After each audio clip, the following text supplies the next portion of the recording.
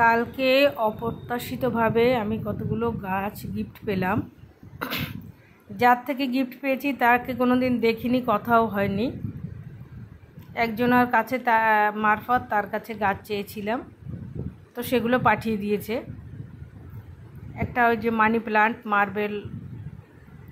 যেটা marble money plant বলে সেটা, আর এগুলো হাজার বেবিজ, নামটা ঠিক আমি জানি না, তবে গাছের পাতার সাইড দিয়ে অনেক ছোট ছোট পাতা হয়, সেই গাছ একদম ছোট ছোট চারা, সেগুলো পাঠিয়েছে কতগুলো।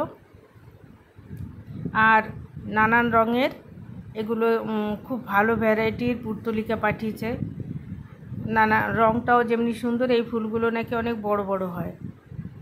তো এগুলো এখন আমি কালকে পাঠিয়েছে, আজকে তাই আমি লাগিয়ে দেবো, এগুলো এখনই লাগিয়ে দেব।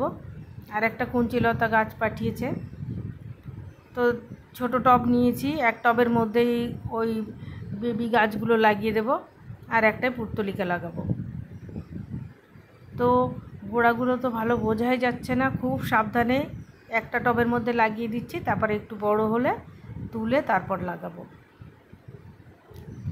গাছ গিফট পেয়ে খুব আনন্দ হয়েছে। গিফট পেতে তো সবারই খুব ভালো লাগে, আর যারা গাছ প্রেমী তাদের তো কথাই নয়। তো সবগুলোই যে লাগিয়ে দিয়েছি একটার মধ্যেই।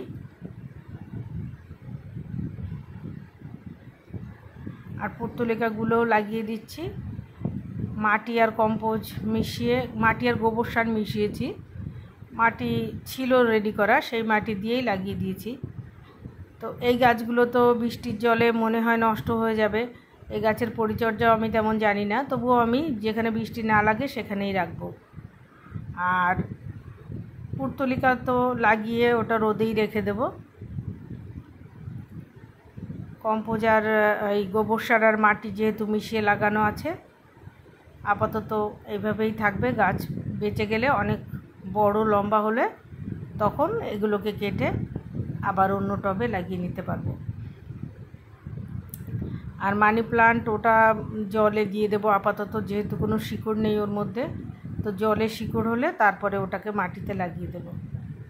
আর কুঞ্চিলতাটা আপাতত ছোট টবে লাগিয়ে দেব, জলে ভিজিয়ে রাখতে হবে, একটু শুকিয়ে গেছে। তো সবগুলোই এক টবে দিয়ে দিচ্ছি, যে একটু বড় হোক, তারপর এখান থেকে তুলে বা কেটে কেটে অন্য টবে লাগিয়ে দেব। তো দেখলেন আমি গিফট পেয়ে খুব খুশি হয়েছি গাছগুলো পেয়ে। তো এটা বোতলে জল নিয়েছি, এটার মধ্যেই রেখে দিচ্ছি আপাতত, যতদিন শিকড় না হয়। শিকড় হয়ে গেলে তখন দেখব মাটিতে লাগানো যায় কি না।